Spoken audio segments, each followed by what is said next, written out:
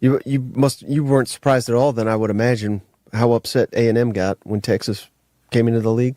I wasn't surprised because they felt that they had been promised that A&M would never come in, and they were promised and Texas would never come in, but things changed. Yeah, and it's A&M's fault. You're supposed to ask why. Oh yeah, why? Yeah, I was thinking that. 1, 2, 3. A&M was so successful in the SEC, Cousin Shane, that Texas said, we want some of that. I mean, really, Texas in 2010 was heading to the Pac-12. I mean, they had already commandeered a bunch of schools because they wanted to be more aligned with the Pac-12 academics, the Stanfords, the Cals, right. what's now in the ACC. And they finally realized we need to do something. And Texas could have gone to the Big Ten, ACC. I mean, all this nonsense that we heard from, the SEC. The SEC didn't do anything but answer a phone call from their attorneys answered a phone call, the same phone call that everybody else got. They were on the prowl. They were leaving him, and they were going to go somewhere. Good morning, SEC. Oh my gosh. There's a rumor floating around town. Paul Finebaum may be out. Going to do some politicking. That leaves a vacant spot, and I'm going to tell you who I think should fill it. But before we get into that, I got to do a couple quick hitters here.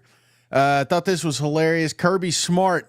I've always wondered what he looks like without his visor on. Oh, and not to be outdone, I missed this, but Dan Lanning. Woo-hoo, buddy. Dan after that big win. You described this group to us during the week as having an elite level of focus. How did that play into the victory? Dan looked fired up, and all I could think about was this skit. Cocaine is a hell of a drug.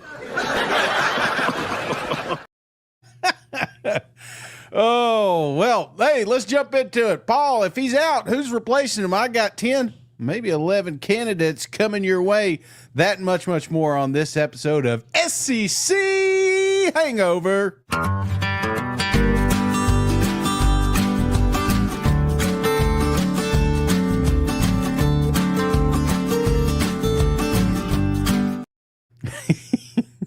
Oh, come on in, come on in. The legend JR is here. Thank you, cuz he has gifted a cousinship to Jonathan Hurst. Jonathan, welcome to the family, courtesy of the legend JR. Thank you, brother. Appreciate you. Man, you're up early. Things are going well in Georgia, right?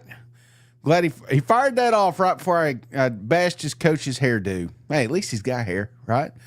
Well, hey, the topic today is Paul Finebaum, and we're going to get to that. I just want to remind the cousins that we are brought to you by, wait for it, MyBookie. Right now, if you jump over to MyBookie and use promo code SEC, you're going to get a risk-free bet this weekend. What the hell are you talking about, cuz? I'll tell you what I'm talking about. You go over there, you punch in promo code SEC, up to $500 risk-free bet. You place a bet, it wins, you keep the money. You lose, you get your money back. Come on now. Can't beat that deal. And when you do win, for fading Mike's picks, head on over to Tennessee Legend Distillery. This is my kind of place. And if you are in the Smoky Mountains or Nashville location, you can swing by any of the Tennessee Legend distilleries. Let them know the cousin sent you. Not only are you going to get a discount, but you'll also get a prize gift. And if you don't have one in your state, or if you're not in the state of Tennessee, just tell your local package store you need it sent and put on the shelves. And once it gets there, be sure to let us know, take a picture, send it to us, and you may be this week's Tennessee Legend. Oh, Paul. Paul's leaving us, maybe. Not 100% guaranteed right now, but what if Paul did leave, right? And there's a lot of people, I put this out there, said, Just curious, if you could replace Paul, who would it be with? There's some folks saying just cancel the show. Some of them were saying you can't move forward without Paul Finebaum. It would be different, for sure. But can it be done? I think so. There's a few candidates out there, some not realistic, but I wish they were. Like my first one here, Steve effing Spurrier, the old ball coach. Now, I grew up hating this guy. Obviously, Tennessee fan. But the reason that Steve had that chemistry with the camera is because he knew how to get to you, right? And I think that's perfect for the Finebaum Show, is somebody that can fire up the audience when they call in. Some of my favorite comments came from Steve Spurrier. I tell you what, we had another sorry practice today. These guys, I don't know if we're going to be able to beat anybody this year. Quarterbacks, they can't hit the broadside of a barn right now. I don't know if we could hit that indoor facility right there. Receivers, they couldn't catch a cold if it was the middle of February, dropping everything. Defensive backs, gosh, I wonder why they got grass stains all over their jerseys. They fall about every play. About 2 or 3 of them are falling. And our kickers, gee, it's like the Army. Left, right. They're kicking it all over the place. I don't know if we can beat anybody this year. Guys, and leadership, no, we don't have any leaders out here. Guys are soft. They just can't. I don't know. Maybe I ought to give them a week off and start over and see if we can regroup and find some real tough guys out here. But it's been a struggle this preseason. It's been a big struggle, man. I don't know how we're going to be. Have you ever heard a coach say that? Have you ever heard a coach say that in preseason? Now, we had a pretty good practice. Oh, the old ball coach. I love when he was in the good mood, right? I always felt like Spurrier had two different sides. The one that he's happy, a joy to be around, and then there was the other side. But before we do that, I want to give a shout out. Cousin James gifted a membership to Jay Clark. Jay Clark, welcome to the family, courtesy of Jason James. But it's the dark side, right? And honestly, I feel like you got to have that balance when you're on the Paul Finebaum Show. When things aren't going your way, you need somebody to kind of rile up the locals. And I felt like this clip in particular kind of reminds you of how fiery the man can be. That was a game I didn't like a bit, although I'm proud of the offensive kids for scoring a bunch of points here and there. And Bryson Williams picked one off, got a defensive score. We sort of thought we might could get one. But the way we play is embarrassing. I told you guys, it's embarrassing the way we play. And I'm the head coach of this embarrassing group of guys. Allowed 2 kickoff returns. Defensive backs won't turn around and look for the ball when they lob it down the field. In 3 deep, and they throw it off 2-yard line. Our kid lets a guy run right by him. It's embarrassing, but we are who we are. We're not a very good team, but we're 3-1 somehow. And we got all the voters fooled thinking we're pretty good, I guess because we beat Georgia. But anyway, I don't know exactly what all can help this team. I really don't. We thought we coached our butts off all week, and we could look like a decent team. And, of course, they run the opening kickoff back. So I'm taking over kickoff coverage. I told Coach Joe Robb, I'm not going to watch him anymore. I'm going to take it. If we have to pooch it on the ground, which was pretty good for us. That grounder was pretty good, but maybe we found something Landon can do better than anybody in the country, that grounder, because it took a funny hop every time. But it was sad. We just kept running right by the kickoff return guy, and he just split us just about every time, I guess. But anyway, it was discouraging, but it is what it is. Oh, I miss the old Steve rants, right? The only kicker is Steve's 80, you know, and I don't know if he's got it. I know he comes on what's that show down there in Florida, and he's still got them one-liners, man, but I just don't know if he's got a full commitment to hitting the road anymore. You know, the old ball coach getting a little bit older. But you know what? Coach has a little pep in his step. In fact, we see him every Saturday, and this is a coach that's rumored for every vacant job out there, none other than Nick Saban. Huh? Well, this show would absolutely explode if Nick Saban.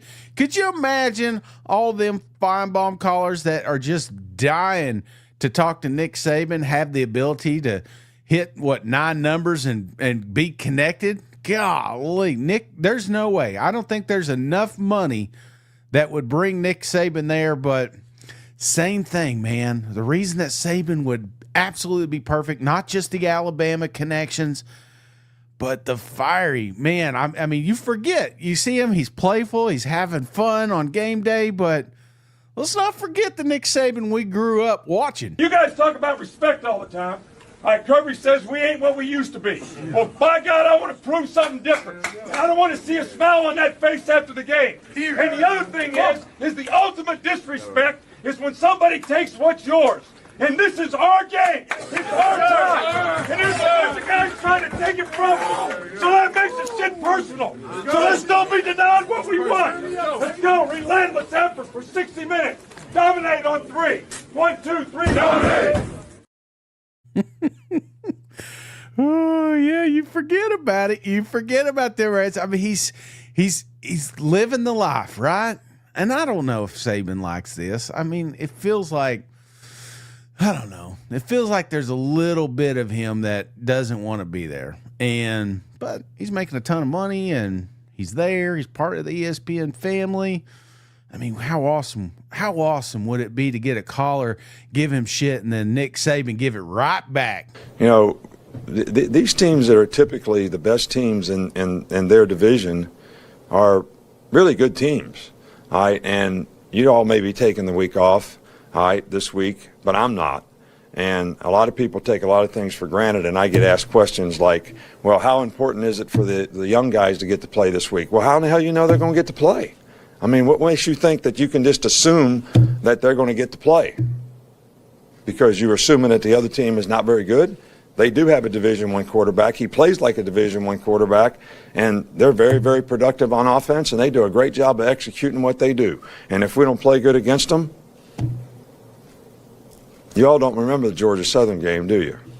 I don't think we had a guy on that field that didn't play in the NFL, and about 4 or 5 of them were first-round draft picks. And I think that team won a national championship, but I'm not sure. And they run through our ass like shit through a tin horn, man, and we could not stop them. Could not stop them. Could not stop them. Because we couldn't get a look in practice. We didn't practice it right. All right, and everybody said the same thing in that game. Y'all took a week off. All right, this wasn't important. All right, so it's not important to anybody else. It's got to be important to the players, and it's got to be important to us. You know, everybody gets all excited about the beginning of the season. You know, you get excited about getting married. All right, but after you're married for a while, you know, you got to have a process to make it work. All right, and no matter what happens, we need to have a process to make it work. And every game that we play, can't assume anything. I don't even know what you asked me, but I just wanted to say that.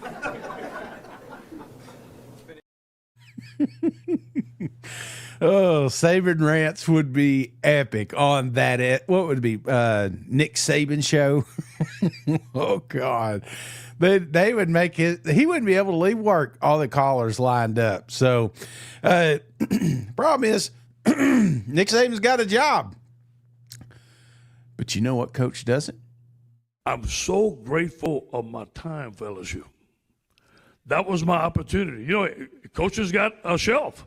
Some coaches got 50 years. Some coaches got 12. Mine was 6. Good. I got to tell you, we had a meeting. Say, Coach, things are not going well. No shit. Ray Charles can see that, brother.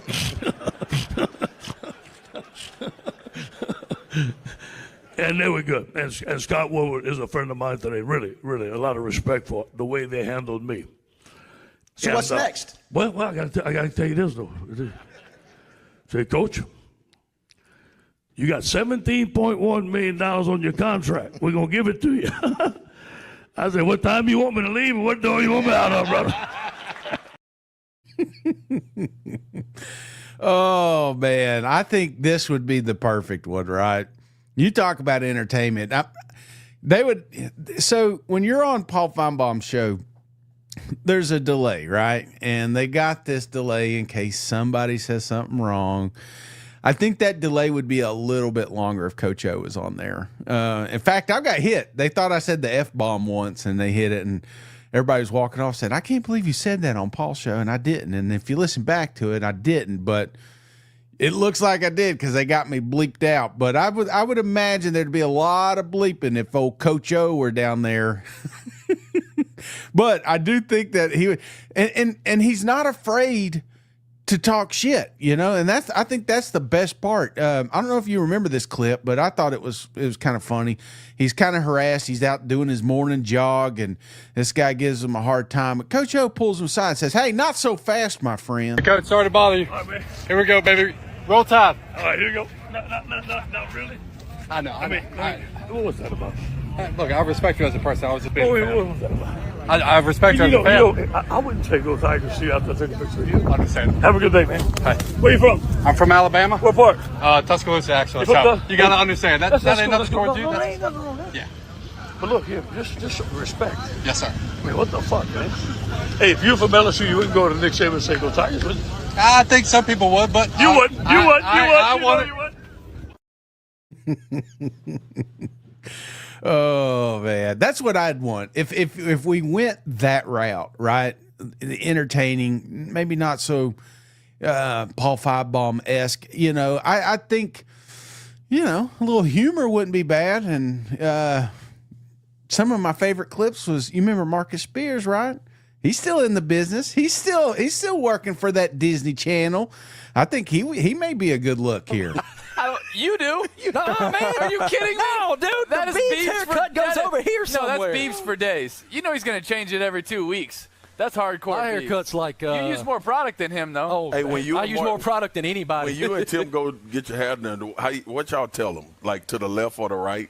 No, I tell him go number 2 all the way up to a fade and just give me a faux hawk, man. It's a faux hawk, bro. Number 2. Hey, Paul, what do you tell him? I mean, I'm just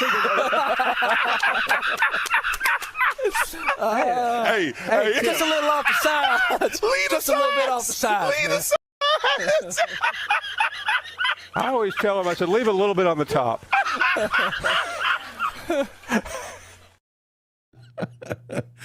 Oh, Marcus Spears could be the guy, right? I think it would be entertaining, and you just never know what kind of call. But one thing about Marcus, he's always ready, right? He's always prepared. I don't think anybody could catch this man off guard. Carry 9-8. We talked about. The cannons are going off. The cannon's going off. Don't worry. Boy, South Baton Rouge came out of me just now, cuz. We're I'm surprised okay. you ain't done. He got up on TV now. It was time to run. Oh man, hey, this guy took some hits this week, right? And we love him. We love him. The last thing we want this man to do is get away from college football.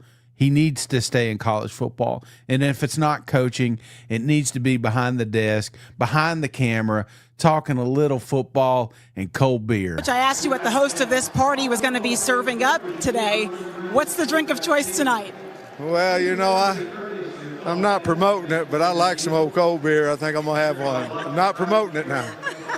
Enjoy it, Coach Pittman. Thank you. Go Hawks. How does Sam Pittman celebrate being bowl eligible? Well, I believe I'm going to have my old cold beer. And that's kind of what I like to do, Do you need any company? Anybody want to come, but bring some, you know what I mean? Thank you. Sam Pittman could be the move, right? Again, we don't want him to get away from college. A lot of these coaches that get fired, they find their way to a booth somewhere. And I'm not expecting Sam to call games or anything like that, but man, could you imagine calling Sam talking about, because it may have been a while since you've heard the old Finebaum Show. He may have to give life advice, he may have to lighten the mood, and that's exactly what Sam's. It wasn't just yesterday. He's over here at the touchdown club, and everybody knows he's a dead man walking, but he still had jokes, and that's what I want to hear. I want to hear a coach that comes, or a person that can come in here, and if you're having a bad day, he can lift your spirits. Washington.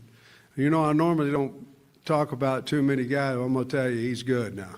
He's fast. We've had three different scrimmages, and he scored 50, 60 yards every scrimmage. And I'm happy and I'm sad. You know what I mean? He's running down there and go, hell, who we got to catch him, but at the same time, you're going, run. It's crazy. Oh, I mean, he did kind of warn us about this defense, didn't he? Now that I think about it, probably the easiest answer. All right, if the SEC network said, you know what is the easiest move here that would cost the least amount of money, that probably a guy that wants the job, Peter Burns, right? And say what you want, Peter he's got his own stick, but I feel like he would be good for callers, and he'd be professional. He'd be exactly what the SEC network would want. You know, we had Peter on, and he's got a lighter side. He's not just all business. You're awesome in it. I had an opportunity to watch episode 1, and when you see these moments, and you always need some kind of voice of relevance that are telling you what exactly was going on. Like whenever you would come on, you crushed it. So congratulations. That was awesome. Thank you. I mean, we've been joking the whole time, because when we exited the screening, there was this literally happened. There was a flock of women, right? Yeah, it was awkward for you. We didn't follow them by any means, but we did meet up with them at the elevator, and they said, "Hey, you're the guy. You're the guy. You must be famous." And I don't know that my life will ever get better than that moment. I don't think that has never happened to me. I'm sure it happens to you all the time. Just wait until the actual the show comes out. Yeah. Just take a Leonardo DiCaprio, chill out a little bit, guys. Well, right? I'd like to clarify. Are you going to jump all the girls once they turn 25, though? That's the big question for you. Yeah. Don't be an ageist, Michael. Be the change that we all need in this world. Speaking of Belichick, no. Well played. Well, I just wanted to clarify. We were not chasing.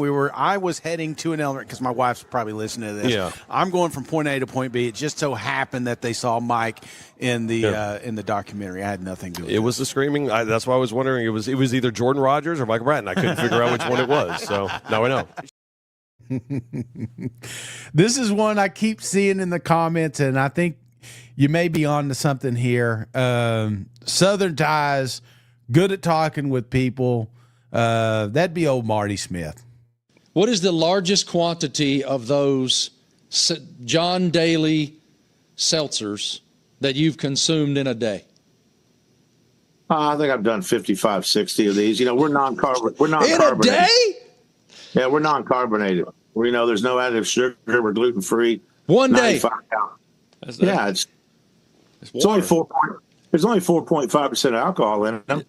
Yeah, it's not carbonated. It's basically water. 55. Yeah, you got to hydrate. It's basically water, John. Marty Smith would have no problems at all asking how many of those callers had been drinking that day.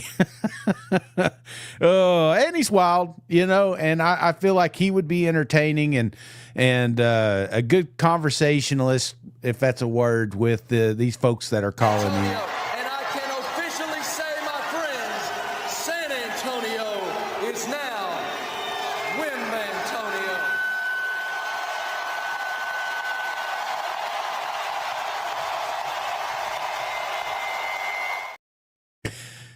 And I feel like if you wanted to keep the show, if because you have an opportunity, if you wanted to steer the show into a little bit more football, here's a guy that's just on about every single show that's out there right now, and the voice of college football, none other than Josh Pate, right?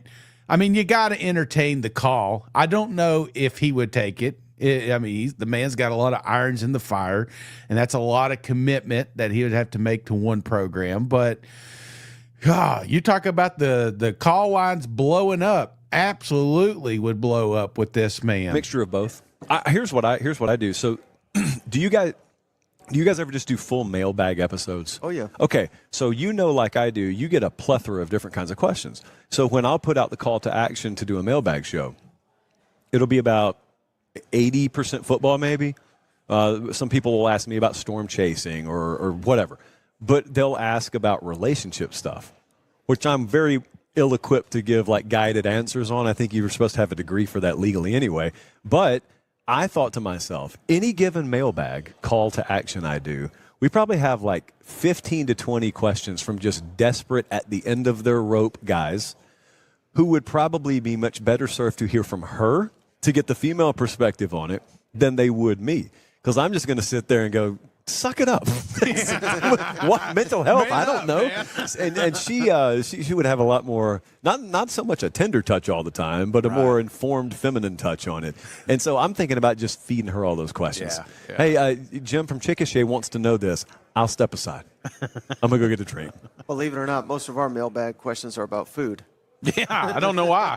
It's not. I just need you guys to know something, all right? Yours is about hooking up with women, and mine's about, yes, you can have too many hamburgers. I need you to know at home, it wasn't the ours is about food.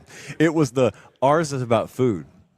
It was the timed up crane of the neck that got me. That's all right. I'm used to it. Pate would be the guy, but I don't know if it may be beneath him now, but if you want to keep callers calling in, and I can only imagine how wild the calls would be if you gave this lady the job right here, Laura Rutledge. Oh my gosh. Could you imagine the phone calls that would come into that office? We would be like the opposite of football. It would be so far in the weeds, but she is there. She's around Paul. This is Paul's girl. Welcome to SEC Media Days. We're coming your way from Atlanta. Got Benjamin. Paul's over there. We're going to be on just the entire week, like the entire time. So tune into SEC Network. We're about ready for the commissioner to get going.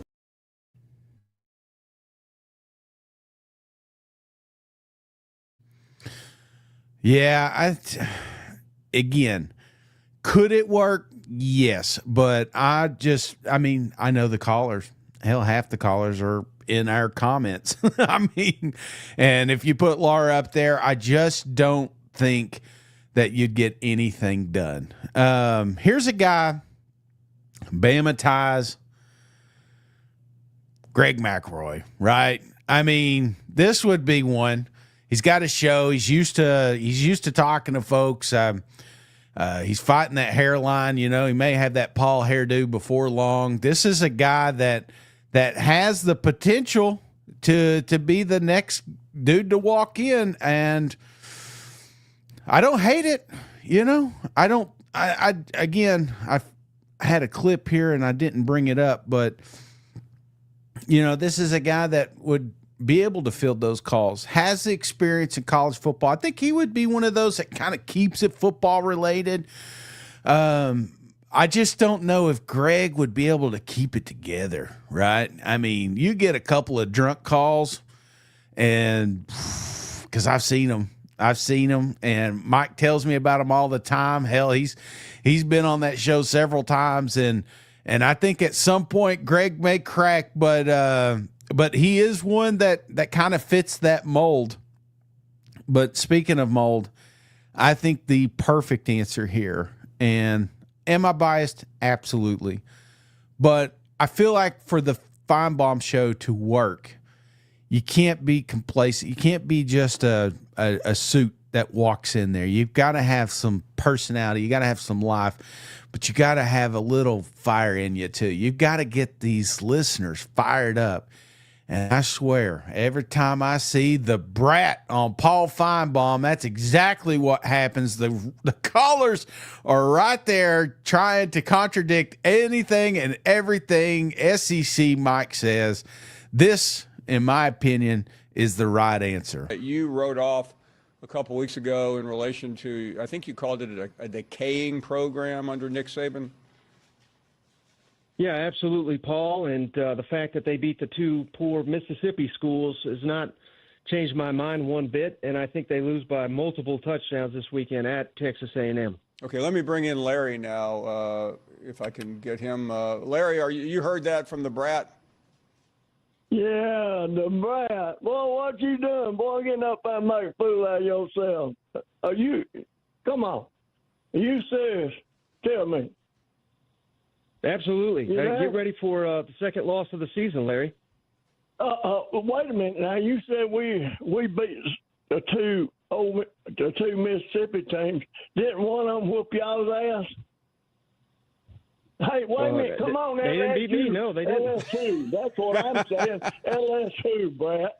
You got a coach that's just going for a buyout. He wants to get him $8 million like the one that can't speak. You remember him? And that's all he's going for is a buyout. That was impressive. I'm not going to lie. Beating Ole Miss. What a mighty program that is, you know? Hey. Larry, if you don't mind me telling you, if I'm scoring the fight right now, you're pretty far behind. Well, I ain't heard nothing he said. What did he say? Well, I mean, since when does Alabama count wins against Ole Miss as some accomplishment? I mean, my goodness, what are we doing here, Larry? You're saying the program's not decay. That's about as proven a decay right there. Brett, are you okay, man? Are you on drugs? That's what we want, right? We want every call to end in a fight, and nobody does it. I mean, I fight with him every night, but that's my list. That's my 10, actually 11, that I think should be in running for the job. Obviously, I have no say-so in this, but I appreciate all you hanging out with me bright and early this morning. It is time to get to work. So if you have any troubles today, you get pulled over, you need some bail money, be sure to give me a call and I can help you out. If not, we'll see you tonight. We got the mailbag questions coming in. All cousins get their questions answered. So if you're an official cousin of the show, that SEC podcast, if you'll look on the YouTube channel, you will see Mike has asked, hey, you got any questions? Go ahead and fill those out. More food questions, the better. And if not, I will see you guys. I think Mike's going to be on lunchtime with, I can't remember who, but I'm sure it's entertaining. And then me tonight. So look forward to seeing you guys there and hope y'all have a wonderful, wonderful hump day. Hey, buddy, this beer's for you, Mike, and Cousin Shane. That SEC podcast loves the Pirate, and the Pirate loves that SEC podcast. Hail State.